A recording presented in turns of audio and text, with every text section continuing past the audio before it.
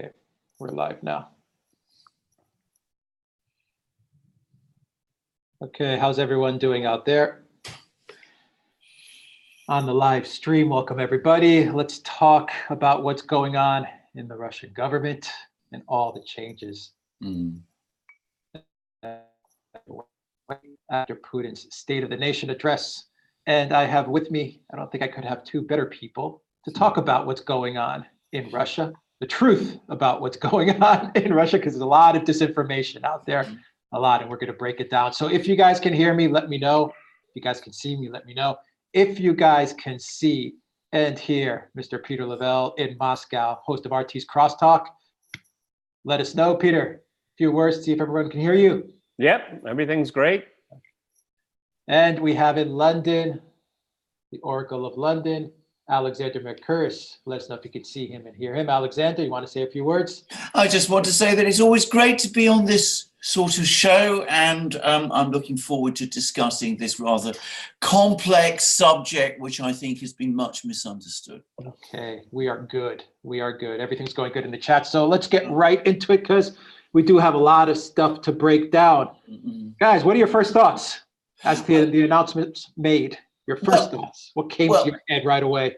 Right. Well, I'm going to say the first thing was that it came out of the blue for most people. Yeah. But because I'm the sort of person who spends their hours looking at all kinds of unusual sites, like the Russian presidential site, I actually thought that something big might be coming. And I'll tell you why. Because over the weeks leading up to Christmas, it was striking that Putin was actually having one meeting after another.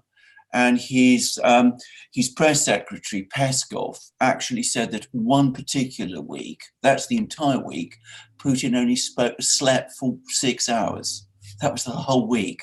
So it was clear that something big was coming. Of course, I hadn't any idea what it was, but perhaps it's not really surprising that he would look into the situation for the future, and no doubt there have been intense discussions within the Russian government going on and the Russian political system going on for a long time, and we see now the product. I think this story has been hugely misunderstood by many people in the West, because they are so focused on the personality of Putin, who they consistently read into all kinds of plans and schemes and ambitions and plots, which I really don't think have much bearing on reality. If you look at this thing in a much more measured way and look at what was announced, then all kinds of clues as to what is being proposed become obvious. It's clearly an attempt to prepare Russia for the day when Putin goes, which is in 2024, and we should approach it in that way. You know, for me, I guess if you wanted to kind of sum it all up, it's the long goodbye. Yeah. Okay. Alexander Mercuris is absolutely right. I mean, was I surprised? Well, of course I was surprised when I heard it, but I've known for years that this is an issue that they were going to address. And I have to admit, I would have thought that this kind of announcement would have been made in 2021, maybe 2022 even, not 2020. So this means it's a thought out strategy and how to transform the political system to match current realities. Right now, Russia has a constitution that was installed by President Yeltsin, and Russia has changed immensely since that time.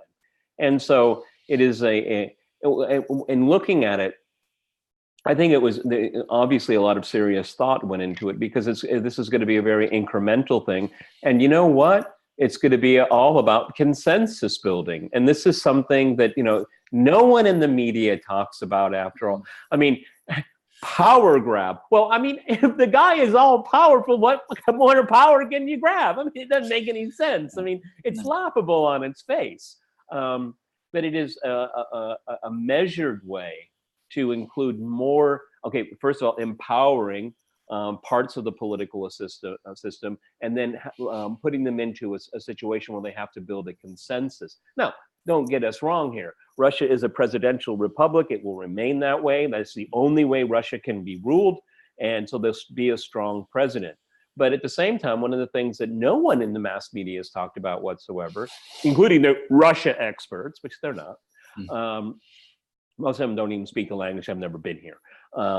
But for me, one of the interesting things is that if we're going to have a situation where Parliament elects the prime minister or appoints the prime minister, that means political parties are going to take on more meaning. And that's something I have lamented the entire time I've lived here, is that political party development has been stagnant and not very dynamic. With the exception of the Communist Party of the Russian Federation, which has a history, it has an identity, it has an iconology attached to it. I mean, it's something people can understand, agree or disagree with, which I disagree with. But the other parties have never really been able to capture the public imagination and capture the individual constituents. I mean, United Russia is the party of Putin. We all know that, though he's not a member of it. That's something. It's these kind of things they're going to have to start ironing out here. Yeah. Another thing is Medvedev's dismissal. I have to believe he probably knew about it in advance, but probably not too much in advance. And he will be moved to the Security Council, which Alexander Makiris, if you watch the crosstalk that's on YouTube right now, described very in detail what it does. It looks like it's going to be elevated and even mentioned and identified in this constitutional reform, this political reform. So what I really like about it is there's a time frame, there's a plan, and it's inclusive. Oh, that's so antithetical to everything that you read about Russia's politics, okay? But that's exactly what's going on here. And I'm very hopeful for it. And for our viewers, if you just want, the cliff notes here, after Putin, there will never be another Putin, okay? If you pull that from this, that's good, all right?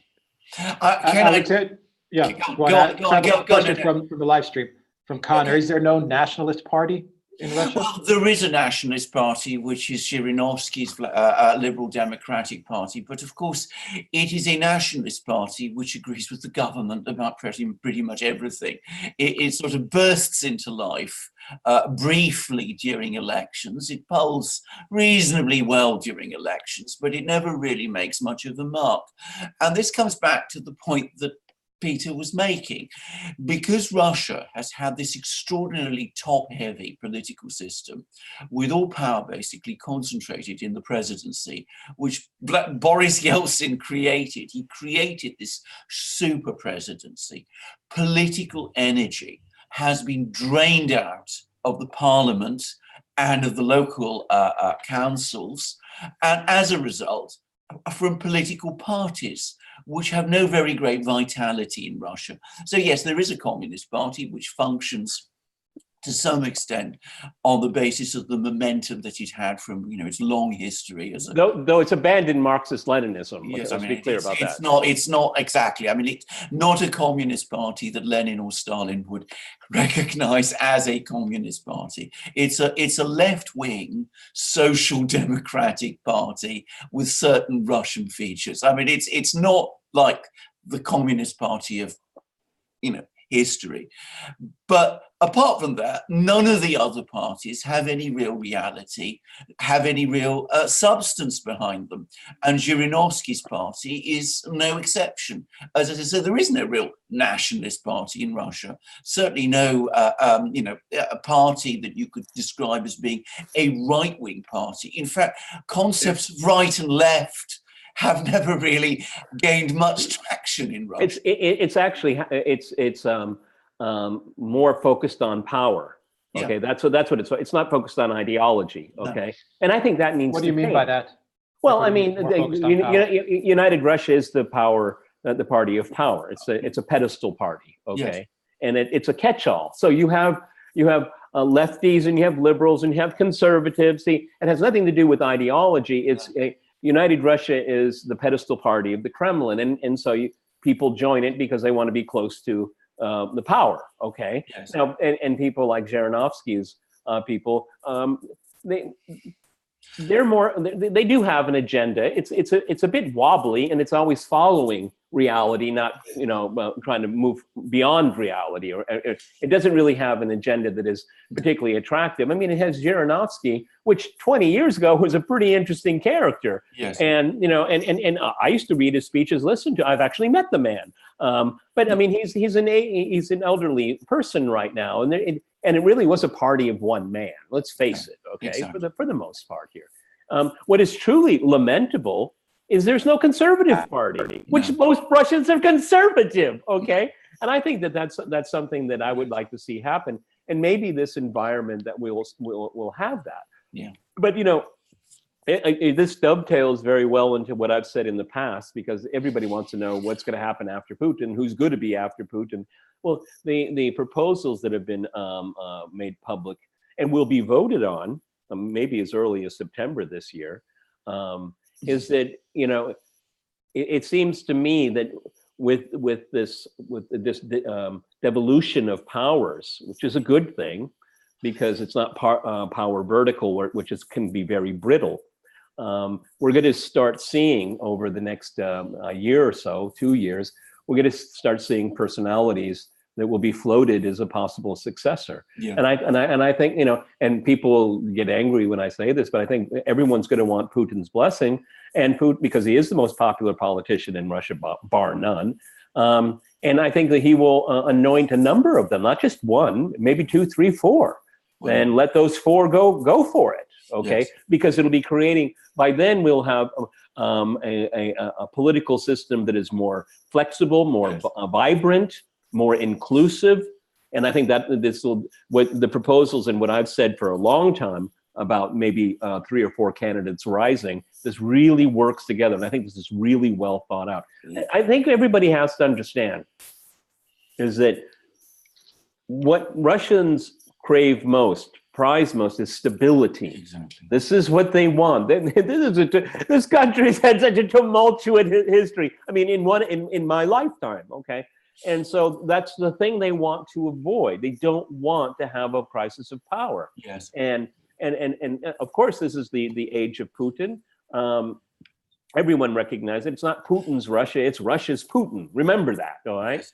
And so this transition is going to, I think, make it more interesting. I'll be honest with you, Russian politics aren't particularly interesting, okay? They're not particularly dynamic. Now, that could be the case. Shall we just have a look at what these proposals are? Because I see we have the general. Before we get into that, Alexander, just one quick question, and then I want you to get into the proposals, Alexander. One quick question for Peter, and I see a lot of people talking about it. I think people may be taken aback when you say United Russia, and by that also Putin is not, say, a conservative. Or they're not leaning towards, say, a conservative right. Because a lot of people think Putin is conservative right and the party is conservative right. Okay. How would you describe United Russia? Okay. I mean, Putin was more liberal when he came to power. Okay, when he was passed the baton by Yeltsin on New Year's Eve on 1999. He was more liberal then.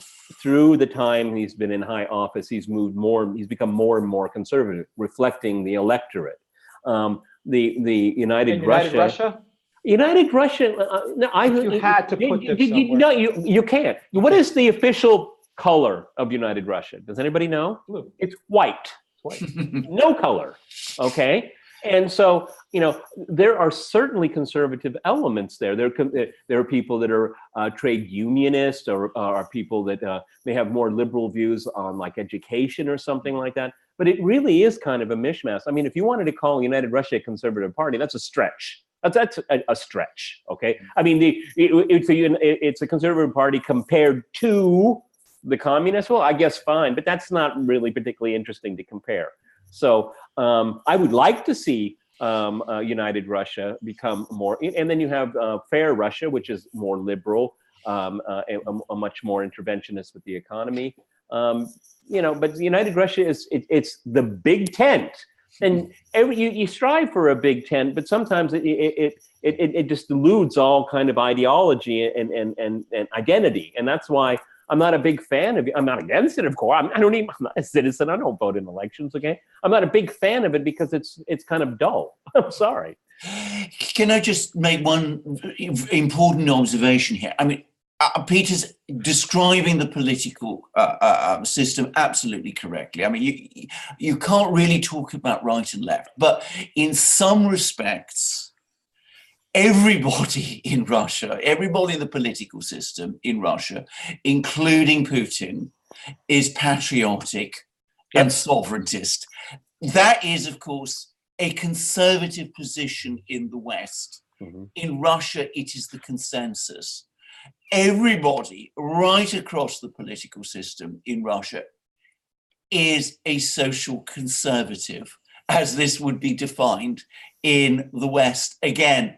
So you will not find, great interest in the diversity culture that you have in the United States. So in that very important respect, Putin is a conservative, but everybody else in Russia is also, apart from a very small number of people, the fringes. Exactly. And that's a very important thing to understand. You don't find people in the West, in Russia, who really, all right, there are some people, there's people like Navalny and whatever, but they're not important in the political Navalny's very anti-immigration, is he not? Yeah, absolutely, he is indeed. Well, he is, and that's interesting, and that's a good point actually. But no one in Russia in the mainstream is a globalist.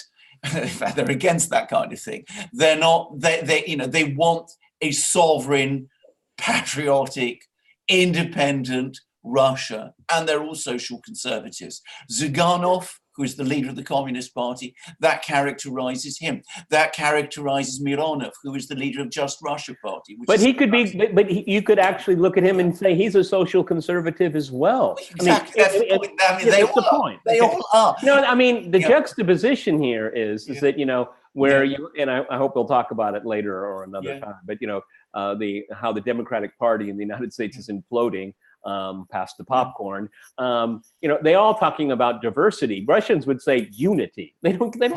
Someone said you need more diversity. And say, huh? Yes. We're together. That is important. Okay. Exactly. Diversity? What's that? I mean, they'd laugh in your face. They wouldn't know what you're talking about. No, I mean, in fact, they not only. I mean, what they see of is, in the West, they don't like it at all. They don't want it. They do not want to have the culture wars of the United States imported into Russia. And that is a very important thing to understand. Once we've got past that, then I think we can actually start to discuss the Russian political system and Russian politics much more intelligently, because we are starting from a point where everybody basically, we're looking at the reality, if you like.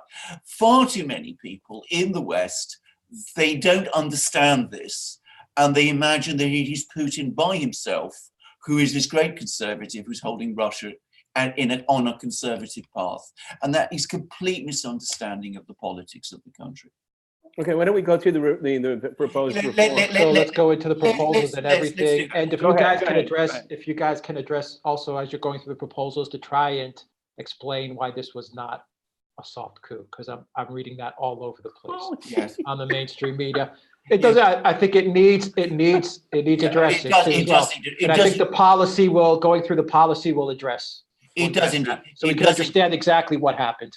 I should say one of the problems, by the way, addressing that point, is that people are not in the West very interested in administrative and constitutional issues. I mean, people very rarely take much interest in these things. And of course, that's a problem, because that's what these things are. Anyway, what we have in Russia up to now is a super presidency, which has the whole range of executive powers focused on itself. What Putin is going to do is we're still going to have a strong executive presidency. The president is going to decide foreign policy.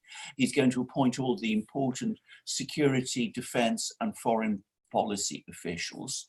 He's going to continue to run the country on a day-to-day basis through a committee called the Security Council, which meets every week and which is the single most important cabinet, if you like, in Russia. Executive. It's the executive cabinet. Now, at the same time, there is this other official, very important official, who is the Prime Minister.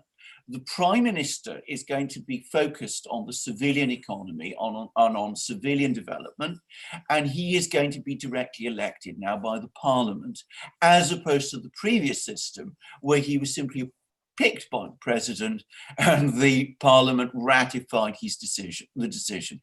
So the Prime Minister is going to be focused on the Parliament.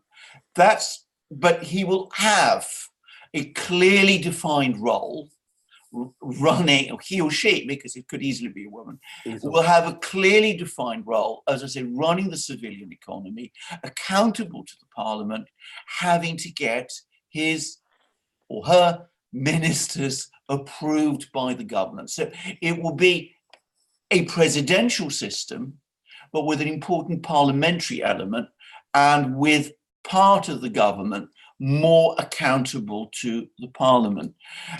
However, it's important to say that within the system, the President will still have overall control. The President can still dismiss the Prime Minister, and the Prime Minister will continue to be an official who will attend meetings of the Security Council, and it is the President who will continue to have broad control of domestic policy also. The President will set out the outline programme, the Prime Minister will implement it, but the Prime Minister will be accountable to the Parliament. Okay. Now, An important caveat here. Important caveat here. Yes. One of the criticisms that is in media, Putin is going to pull a Deng Xiaoping, and he's going to be head of the Security Council, where he'll be aggregating power to himself. Yes. Okay, whoever says that is a nut. Okay, it's a nutcase because it's stupid. Why would Putin go through this process of proposing these ideas to undermine the entire system that he is proposing? Yes. Because if he's going to be made a member of the Security Council, he will be able to confront the president, whoever follows him. No, it's not the case. Yeah. Russian history is replete of examples of power comes from a position. Exactly. It doesn't come from a personality. Okay, and I say no reason why that would why that would change. And I have no reason to believe that Putin would want to sabotage his own proposal. It doesn't make any sense to me. And, you know, and before we go on to other things, it's been kind of my mantra for quite a few years now. I think the whole perspective about Putin in power is misunderstood. It's not that he wants to stay. It's that he wants to find a way to leave, okay? Look, when this is all said and done, I think he's going to be 71 years old. You know, after what, 25 years of high office service, the guy wants to retire. I mean, kind of normal, don't you think? And great leaders know when to leave. Yes. They know when their expiration date has been met, because he has an extraordinary legacy. If you like him or not, he has an enormous legacy.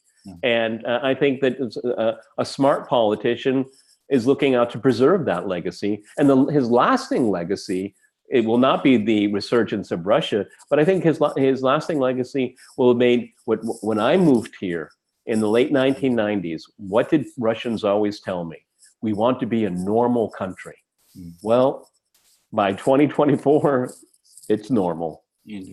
Mission accomplished. Go ahead, Alex. That's entirely. By the way, what Peter has just said is entirely right. There is no precedent in Russian history for a leader governing the country from the shadows.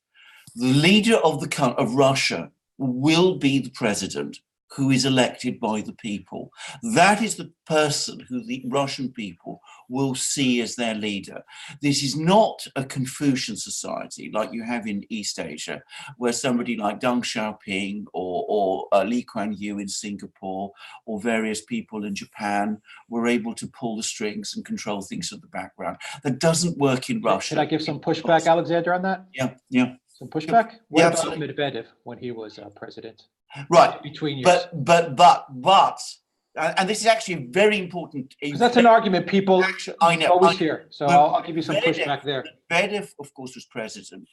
Putin was prime minister. Medvedev had overall control of foreign, defense, and security policy. And he took certain decisions during that time as president, which Putin didn't agree with and wasn't able to stop. A very good example Libya was Libya, exactly. He supported the resolutions, Resolution 1973, which passed the Security Council, which led to the NATO attack on Libya. Putin actually criticized him publicly because of that. So you mustn't think of Putin during that period controlling Medvedev. The two men had a close working relationship, and they still will, I suspect, for some time.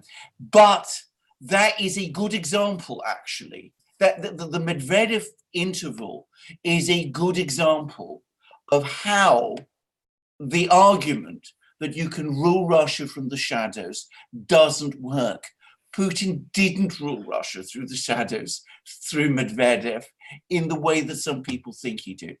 Now, can I just come back to these changes? Because, of course, there is now this other body, which is the State Council, which is to be distinguished from the Security Council. State Council was a body that was created by Putin in 2000, and it is where the regional governors, these are directly elected regional officials who supervise the development of their local regions. That's the place where they are based. Now, it is a purely consultative body. It will, however, be brought into the constitution, and it seems it will be expanded. So you will have all of the various different elements of the power structure, the president and his officials, the prime minister and his officials, the parliamentary leadership, and of course the regional governors. They will all be in the State Council. It will remain apparently a consultative body, but it will be presumably the place where all of these people meet together and thrash out whatever issues they need to thrash out in order to agree a policy together. Just to underline this, because I think it's really an important point. Again, nobody in the West seems to pick up on. Yes. Russia's future is its regions. Its region. It really is. Because they're still grossly underdeveloped. They're full of vast natural resources, and they need infrastructure policy. This is something that was talked about during the address before the announcements were made. Something that's very, very important, and that's the future. And it's a tough nut to crack. It really is, because a lot of these places are sparsely populated, and there's always the allure of Moscow and St. Petersburg. And so they have to devise a government policy. And also, right before if I can interrupt myself, before the reforms were announced, measures being implemented to help make families bigger, and there would be the government assistance in that regard. So having more than one child, all these things fit together. Yes. Okay. And of course, demographics were mentioned, which I'd like to say as a side note, Russia's demographics are not much different than the rest of Europe. Before everybody talks about the demographic crisis in Russia, it's a demographic challenge in Russia as it is in Europe as well. So there's no difference there. I'm sorry, I piled a lot of things on there. No, you're not at all. And Peter, can I just say on the demographic issue, the big difference between Europe and Russia is that the Russians are actually trying to do something about it. which is you don't see much of that in Europe at the moment. But the point about, and going back to the State Council, it's exactly what Peter was talking about. It's going to be the basis where the big policy making forum, I suspect, where everybody meets, they talk about policy. It's already got various commissions that sort of look into various problems. It will be the place where things are thrashed out, policies are formed, big debates between the various elements of the power structure take place. So that will be the role of the Security Council. It's about building consensus, which is again what Peter was talking about. It's the place where the consensus for overarching policies will be built up. And then, of course, Putin is a lawyer. People always forget this. And he is also introducing certain important legal reforms. He's tightening up the mechanisms for appointing procurators. The procurators are the exact Russian analog to the district attorneys of the federal system of the United States. Actually, they have rather more powers than district attorneys do, but it helps to understand what they do if you understand, if you make that comparison. I mean, at the moment, the mechanism for appointing them is very amorphous, and that's going to be streamlined. And he's also giving more power to the Constitutional Court, which will, in future, not only be able, not just be a court, but which will have a certain role in checking that proposed legislation actually conforms with the Russian constitution. And very last, but not least at all, we talked about the sovereigntist approach that Russians universally take. It's now clear that to be president, and I think for most of the other officials, you need not just to be born in Russia, but to have lived in Russia or have residency in Russia for 25 years. That's going to be, by the way, a very popular step in Russia, but it means that all these awful people, sorry to say that, all these awful people who live in London. Read my mind. All these ambitions, perhaps one day when Putin is gone, to come back and fill a political role in Russia, that will become impossible for them. So that's one thing. And of course, the other thing that they're going to do, the Russians are going to do, is that they're going to establish that their constitution is, on issues relating to Russian law, takes precedence over, international conventions like the European Convention of Human Rights. So the European Court of Human Rights, as it's been increasingly doing, comes up with decisions which the Russians find completely bizarre, then the Russian Constitutional Court can say, these decisions are not enforceable or applicable on Russian territory.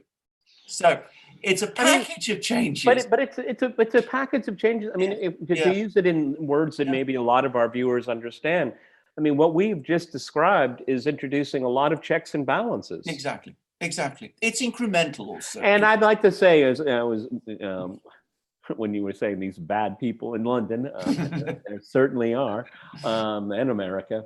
Yeah.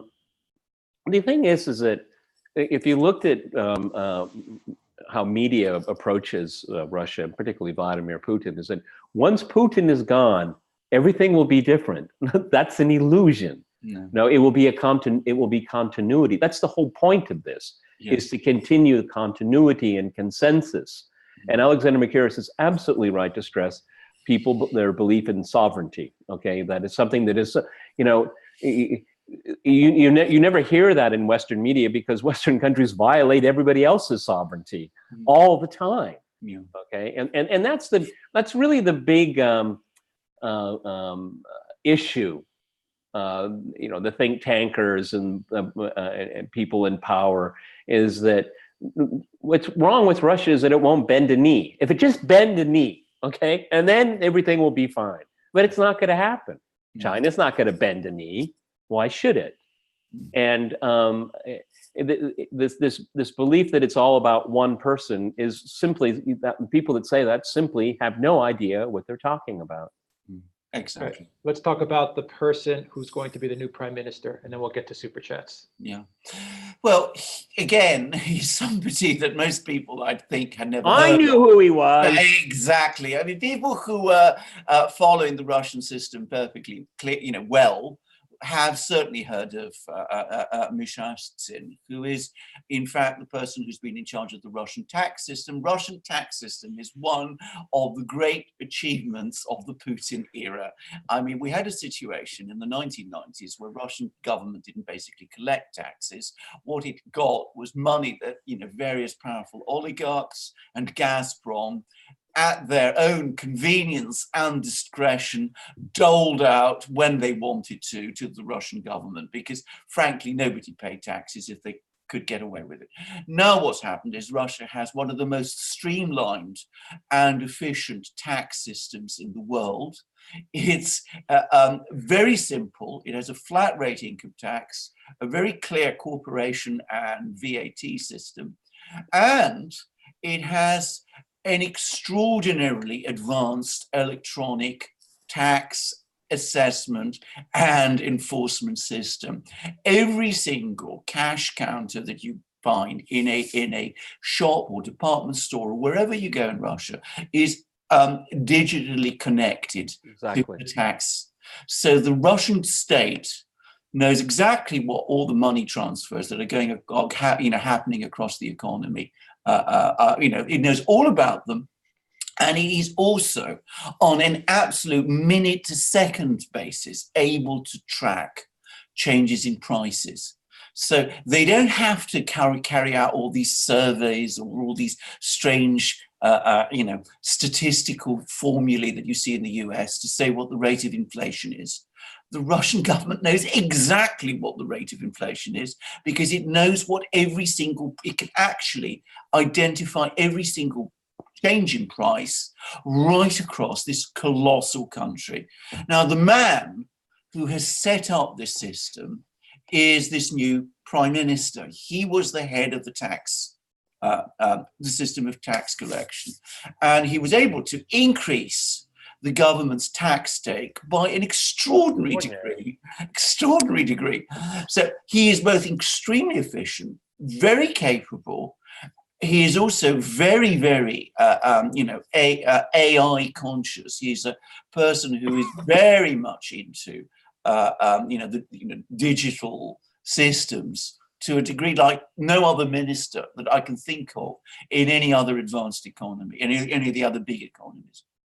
It's very interesting. If you take like large grocery stores or like IKEA or something like that, as Alexander Mercouris rightly described, it's already built into the cash register as an electronic signature about what taxes are being collected. But if you have like a small, like these vape things, where I go and buy them, what you have with small businesses is you have the cash register, and then you have another register. And when they do the transaction, you give the money or you pay with your card, they simultaneously put in the transaction into a separate device that is telling what their tax liability is. Yeah. Now, I've known many entrepreneurs over the years, small business people and some have become very successful. They fought tooth and nail to be legal. They wanted to be legal. They wanted to pay their taxes because paying your taxes, it's so easy now. Yes. And if you avoid taxation, you're going to get in a lot of trouble. I mean, Now there is that fear. I mean, in the 1990s, nobody cared. Okay, what taxes? What's that? Okay. Yeah. But now it's gotten to a point where there is a culture, a consciousness I want to get my taxes straight with the state because I don't want any grief. And it's so simple to do now. So that is a revolution, and this is what this prime minister brings to the table. Exactly. And I wanted to say just on top of that, so many things now are done electronically. More and more parts of society you can do online. I mean, Russia's largest bank is Sberbank, and it has the largest number of branches in the world, okay, because it's a big country. And when I was going in making payments for my for the construction of my apartment, I asked, because I would go to the same guy almost every single time, and it was over like a year and a half. I was there once a week, so I had my guy there, and I asked him once. I said, "What percentage of these people here do their transactions? Give their bank book and all that?" He said, "It's just the elderly. We keep telling them there's a machine right there. You can just do it. You can do it on your phone if you want." But these people, it's the older generation. They just don't trust it, and so it consumes a lot of people power hours doing stuff that could easily be done on your phone. And that's just a generational issue because with the tax system, which is an amazing success, and Sberbank itself is a huge success, because I can remember in the 1990s going to the bank was one of your nightmares. I mean, really a nightmare. And now it's all streamlined, and they put more and more stuff online where you don't have to even go to the bank. So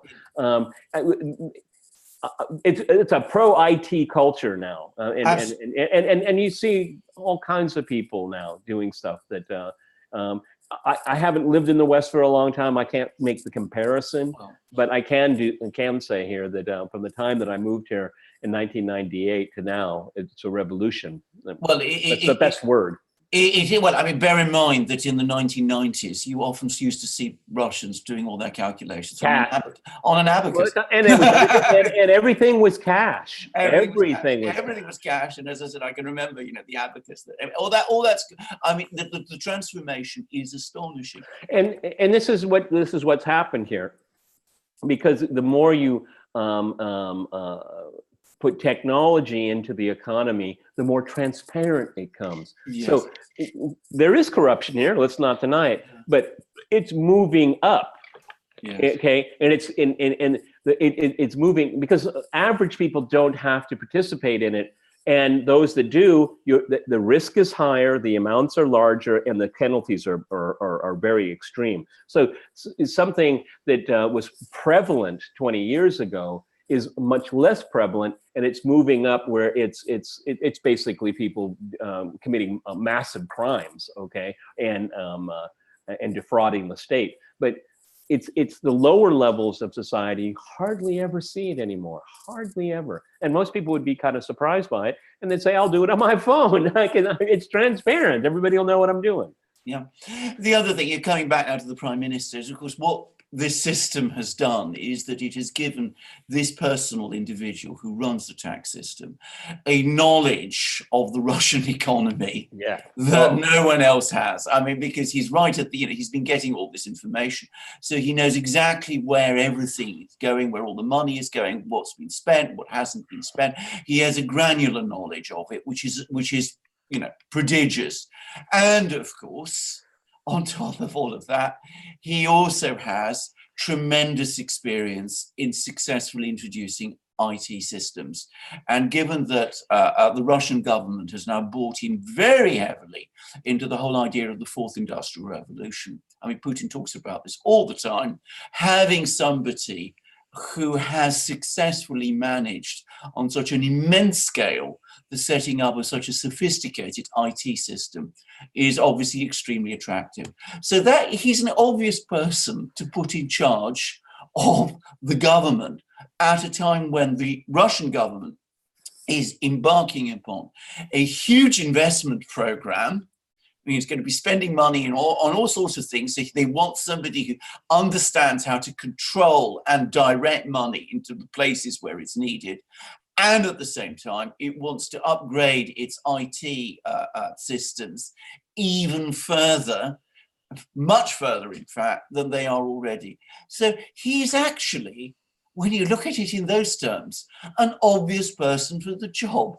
And again, it speaks a lot about how little people understand the political system in Russia, that his appointment came as a surprise for so many people. Because if you wanted to have a technocratic minister, which he is, he was the obvious person to put in charge of the government at this time. And he has a record of success. Exactly. That's why they want this guy. He'll come through. Yeah. He will render success. That's what they want, okay? And that's what the people want, all right? And this the same thing that I said about the bank, the postal system, which a lot of people still sneer at, and there are plenty of these videos on YouTube about how clumsy and unsophisticated the Russian postal system is. Well, that's from 20 years ago, and it's improved enormously. This is the kind of stuff here. I mean, I just got a message on my phone that I bought something online, and Poczta Rosja, with the Russian post office, just sent me a message. Your package is here. By the way, do you want us to bring it to your house? Yeah. They give you that option. Mm.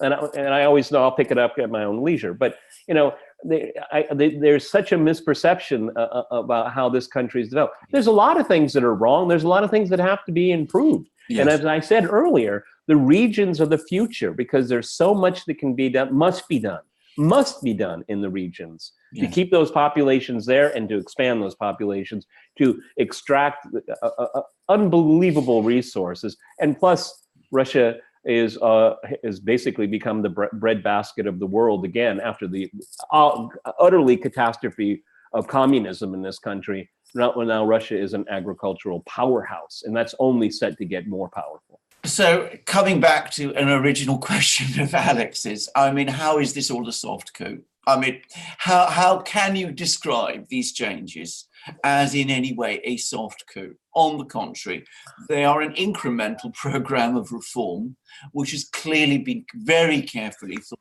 through and talked about across the political system for some time. I mean, there is no other way to explain them or describe them. And this idea that there's some kind of sinister power grab makes no sense of this at all. As I said, what role is Putin going to have in the political system after 2024, which would enable him to function as a shadow shogun? Prime Minister, well, the Prime Minister is clearly subordinate to the president and accountable to the parliament. So that doesn't really seem to work. State Council, well, the State Council, as I said, is a consultative body, so he can't control the president or the prime minister that way. On the Security Council, well, maybe he would have a role there, but it would, again, only be an advisory run. So this whole idea of a soft coup or a power grab really doesn't make any kind of sense. The two terms, the debate about what was meant with the consecutive terms. Yes. So, yeah, but Putin has now clarified that. There was a lot of people were saying, you know, what he's really doing is that he says that, you know, we're going to do away with the consecutive terms, and that means unlimited terms. But there was a meeting just the other day, and I'm sure this was staged actually, just to still that whole discussion. He was in St. Petersburg and he met some of the veterans from the siege of Leningrad, and one of them asked him, you know, why do we have to have why should we have term limits at all? Why not have somebody, you know, go on being elected and re-elected and re-elected indefinitely? And Putin said, no, that's absolutely not what we're going to have, because that was tried in the Soviet period. It didn't work very well. We had leaders going on until they died. What we have to have is a situation where people are limited to 2 terms. So he said that. I mean, there is no reason any longer to speculate about it. So there'll never be another Putin, okay? There will never be another Putin, exactly.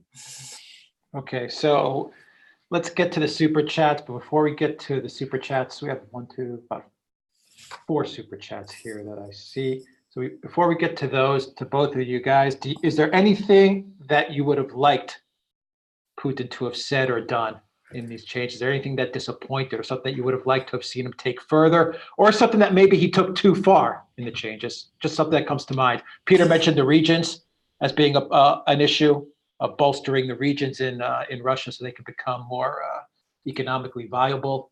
Anything else you would have liked to have seen said, or something that was taken a little too far?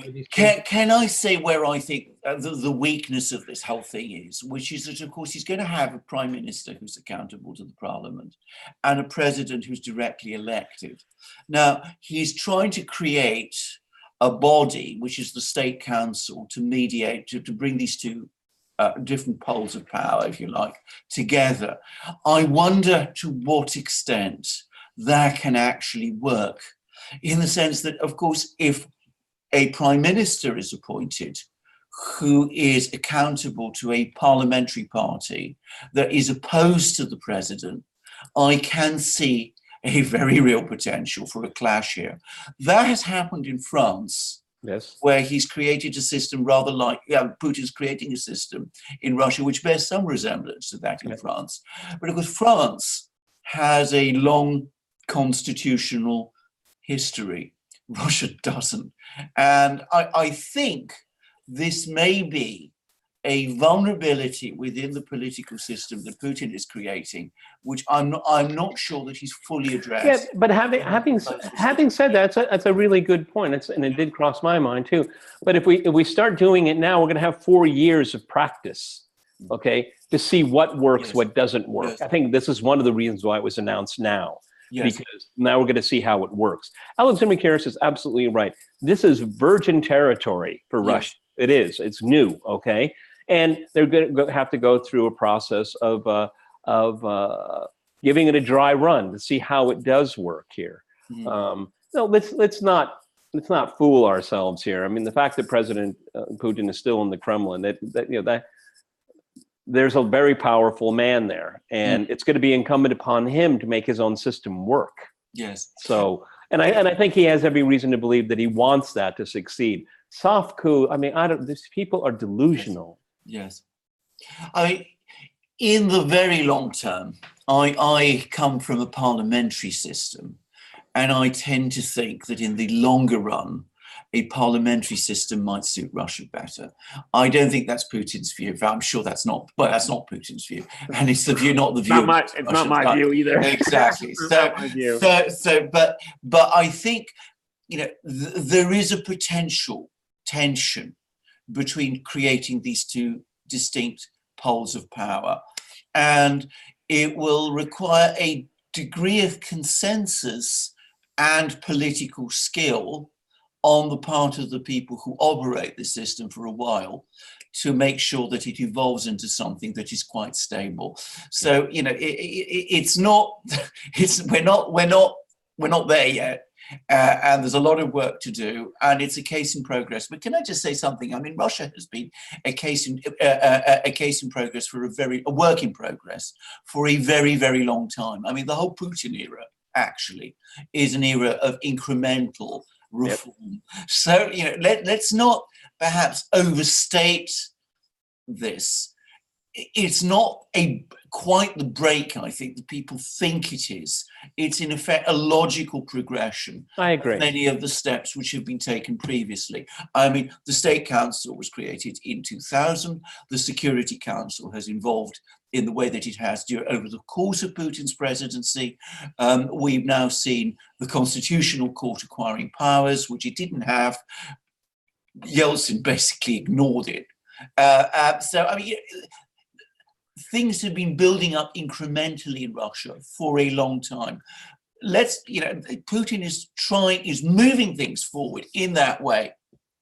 There are potential problems with this system, but overall, I think this is, a plan that is grounded on Russian realities. That doesn't guarantee its success.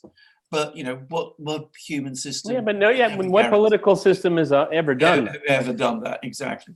No, it's going to be a hit and a miss, and we're going to. And I think I'll stand with what I said in the answer to my opening comments. That this is an attempt to create consensus moving forward, because it's the last thing people want here is chaos. The last thing.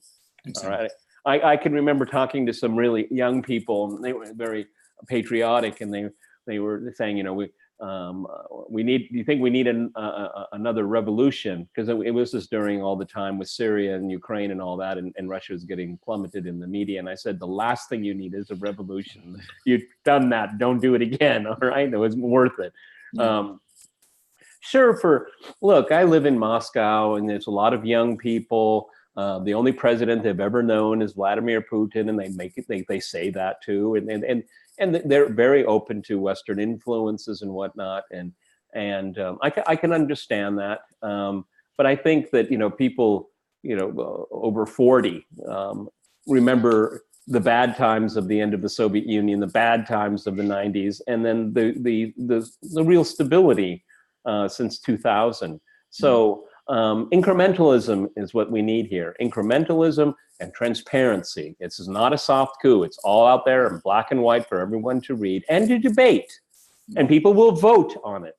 This is not a fait accompli. It's not being shoved down anyone's throat. It's going to be voted on. Okay, let's get to the super chats.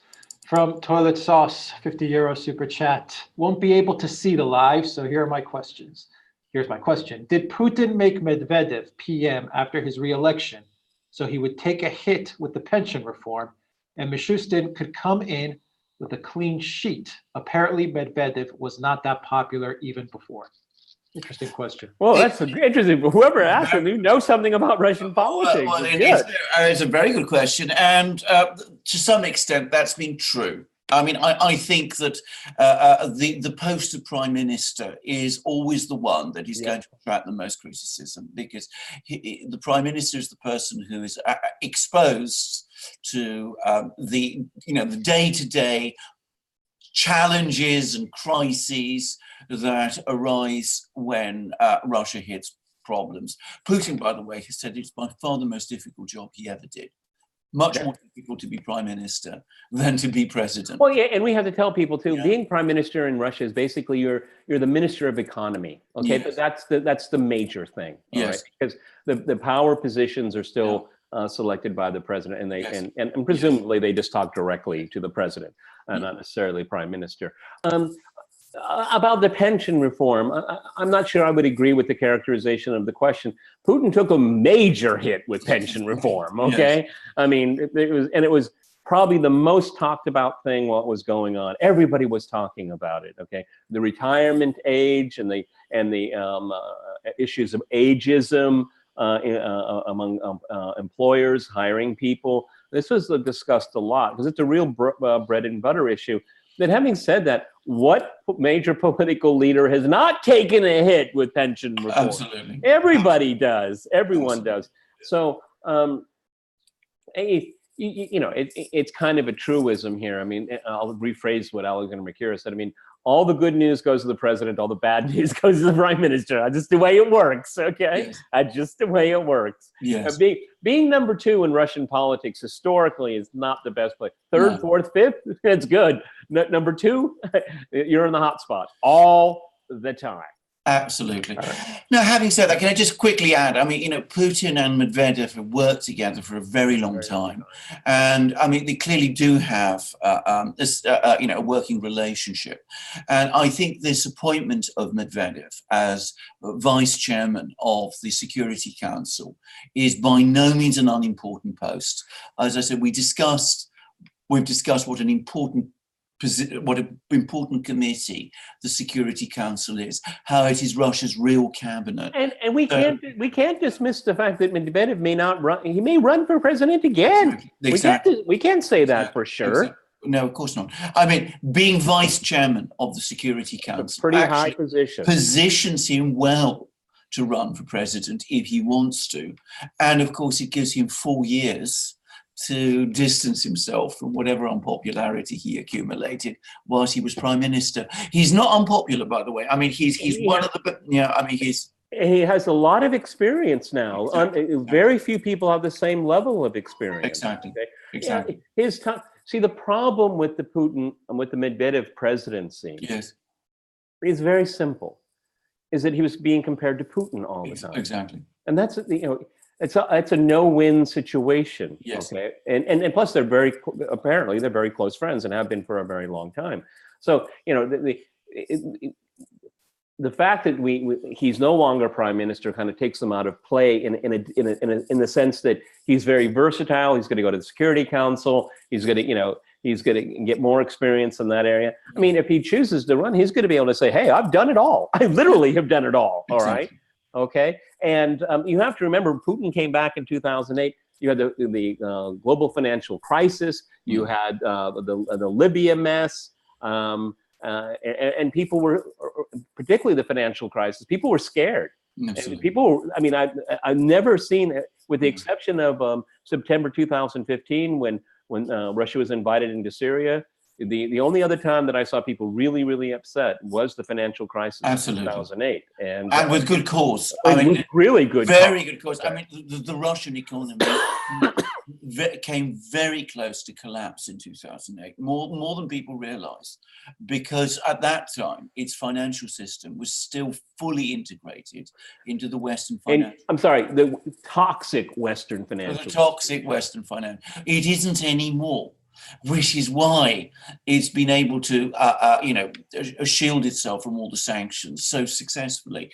What the US thought would happen was that they would be able to artificially recreate the conditions that hit Russia in 2008 through the sanctions, and they discovered that they couldn't, because since the financial crisis, the Russians have distanced themselves, in fact, have broken the link between their own financial system and that of the West. But anyway, I mean, Medvedev bears watching. We will have to see. He is certainly not counted out. Okay, let's move along here. Colin Foster, does Putin care that West misrepresents his idea? I don't think so. I don't. You know, I remember one of the first interviews I did on BBC many years ago, and it was essentially the same question. You know, how do you think Putin reacts to criticism from the West? And my answer was very simple. I said the Russian people elected him, not Western politicians. Yeah. And that's the difference between Putin and Yeltsin. Yeltsin was very sensitive to what Bill Clinton would say, you know, slapping him on the back, a really disgusting clip.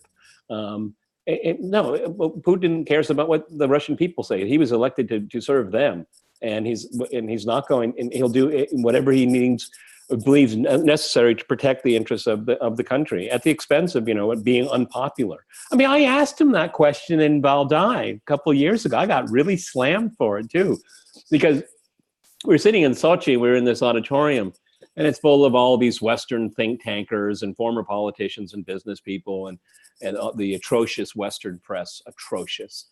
They loved asking questions to hear their own voice. They could care less what Putin said in return.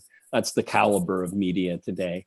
But I remember they were, you know, everybody wants to ask a question, and there was a guy behind me from Russian language television. I think it was Medvedev now, first channel, and they were giving him the microphone, and I grabbed it, and everyone was kind of shocked, and I looked at the guy that was, you know, giving out the microphone, and I just let me do it. He said, "All right, go ahead." And I asked him, I said, "You know, Mr. President, you know, I don't know if you look at news magazine covers and political cartoons and whatnot, but I mean, you're one of the most demonized people in the world, in history, actually, in the West. But if you go outside of the West, you're seen as very much as a crusader defending your own country and pushing back, because you can push back. So how do you react to your critics?" And I'll tell you, people were throwing these parenthetical knives at me for asking that question, because what I was doing is I was mocking the crowd, which they because they're all highfalutin and superior to everybody else and whatnot. And he answered the question in a kind of very diplomatic way. But they answer the question, no, of course not. He could care less. Yeah. All right. Alexander from Global Citizen. So far, Russia has been able to maintain national sovereignty from the Washington Consensus. This fell under Yeltsin. What are the chances of this happening again? What are the dangers of transition?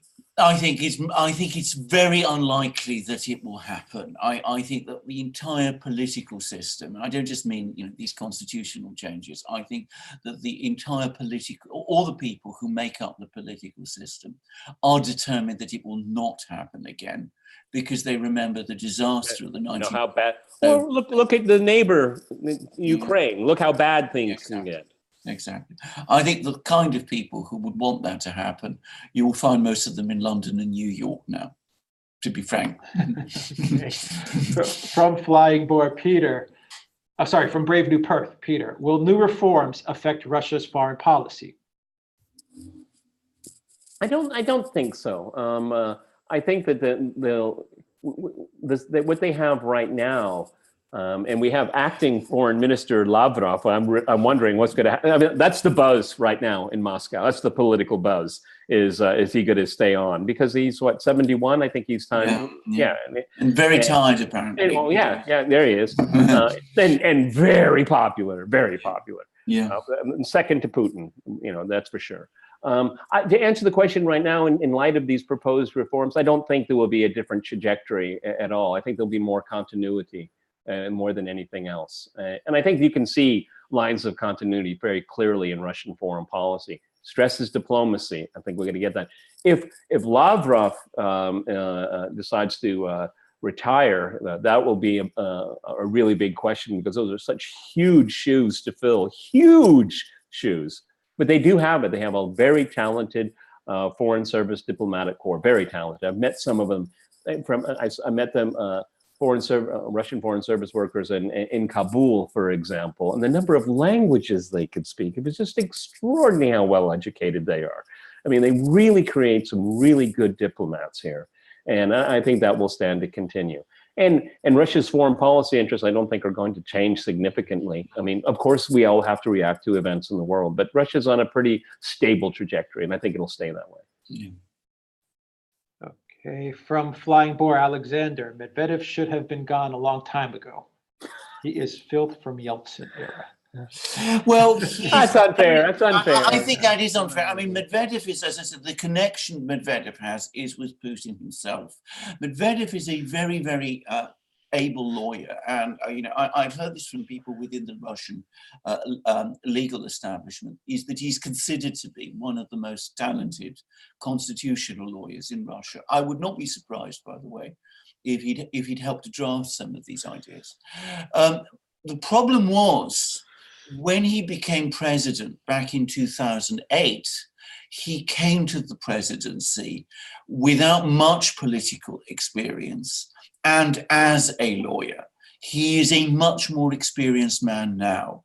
And if you follow his actual comments, the things he says, and I actually did a long article about this for the Duran about a year and a half ago, he's actually far more critical of the West than Putin ever is. And it's a fact that people are not really aware of. You remember Michael McFaul saying, looking for the divisions between the cracks and all that, which was completely illusory. It was completely illusory. And in fact, can I just say on this is where I first got to know Peter, not directly, but long before I, in fact, got to know Peter directly. But I remember him reading Peter's articles at the time of the so-called reset, in which Peter was saying that this attempt by McFaul and Obama to play Medvedev and Putin against each other is completely misguided. And of course, so it turned out. Okay, Peter from Flying Boar, please, I don't want to see Navalny and his thugs in the streets of Moscow. Navalny. If they don't break the law, they can walk the streets. Okay, Yeah. That's as simple as that. Look, he's a construct of the West. Yeah. He's nobody in Russia. No one takes him serious. Okay, the people that take Navalny seriously can't even vote yet. You get my point? They're just kids. Mm. Okay, from Valley S, a $20 super chat. Love the Duran. Thank you for your hard work. Thank you, Valley, for that super chat. And the last super chat from Lakeva, $10 super chat. Boris and Natasha say Russian collusion, fake news, work of moose and squirrel. I really love telling my Russian friends about that. Yeah, and I pick it up on YouTube and Choto. So that's what we think of you. Okay, that's how I was brought up to think about you in your country. All right, and those are all the super chats, It's guys. really interesting is when they were doing Bowinkle, when that came out, that was, when they premiered during the Cuban Missile Crisis. And the government officials called them and said, maybe you should take this, take a break. I mean, we're in a crisis right now, because it was stoking up fears and all of that, and these images and these exaggerations. But I mean, it really played a role in real politics. The Cuban Missile Crisis, amazing. Yeah, absolutely. Well, that's a good reference to end this live stream. Indeed. A fun way to end it with Boris and Natasha. All right. Thank you very much, everybody, for joining us. Any final thoughts, comments? What are you looking at the week going forward, Peter, in Moscow? Oh, I'm fascinated. For me, as a conservative, I'm fascinated how the media is treating Bernie Sanders. So I'm going to be doing the implosion of the Democratic Party tomorrow. I don't know what I'm going to do for Thursday for the program that will air on Friday. I just hope it's not impeachment, because I'm so bored by this. It's just ridiculous. It's mindless. I really wish they'd get it over with and move on, okay? Because there's so many other things to talk about. Alexander, thoughts, comments? What are you looking at? Well, I mean, briefly, we should have some idea of the full lineup of the Russian government within a couple of hours. So we'll need to keep an eye on that. But the big overarching news story, I'm sorry to say this, is the impeachment in the United States. I mean, I find myself, clutching my head, between my hands when I have to analyze and digest and discuss all that nonsense. But that is the big political story. And we'll have to follow it. There's going to be a very big vote tomorrow in the Senate. We're going to see what the Senate is going to do. We're going to see whether Mitch McConnell is able to hold the line with the 3 or 4 soft Republicans, anti-Trump Republicans, and what they're going to do. And so we're going to have to follow that drama and discuss it at length. There are other things, on the way. I mean, Britain is now moving towards Brexit, which will happen on the 31st of January. There's going to be other things going on, and there's apparently a major build-up of the crisis in France, which is very interesting. Very interesting article by Diane. Are there elections in Ireland as well? Elections in Ireland, elections in Italy on Sunday. Too, yeah. One of the big, and we have some movement with the Libyan situation. Well, indeed. The Berlin conference. Well, so as I said, lots of things going on. But as I said, I mean, the impeachment, I'm afraid, is going to be the dominant one. All right, we got one final super chat here from Patricia Klein. £20, my donation to help fix Lev Parnas's hair. Oh, what a weasel situation, Okay, we got to listen to this guy Lev. Oh, nobody would have listened to him before. Now they do. I mean, this is just it's so exhausting. It is. I mean, Russiagate, Ukrainegate, all of this. I mean, it's a power struggle that never seems to end completely. I mean, and it's not going to end well for the people that push it. Okay? No, I agree with that.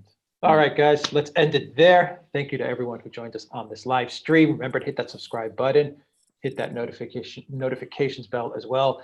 Check your subscription as well to the channel, because they are removing a lot of people. YouTube is up to their old tricks again, and just make sure that you're subscribed, that you're getting notifications. I did not get any notifications for this live stream. I did. Okay, so check that as well. PayPal, Patreon, subscribe, start, donate to us there as well, the duranshop.com, and purchase any one of our ebooks. We are still giving away 100% of the proceeds to the NSW Fire Services in Australia to help fight the fires. Peter Lavelle, host of RT's Crosstalk in Moscow. Thank you very much, Peter. And Alexander Mercurs, the Oracle of London in London. Thank you very much, Alexander. This was a great live stream. Share the live stream with everybody, guys. Share the video with everybody, because once again, you are not going to find our videos on the YouTube suggested, anything like that. I mean, on my YouTube suggested, every video that I get now is either Fox News, CNN, or MSNBC. Yeah.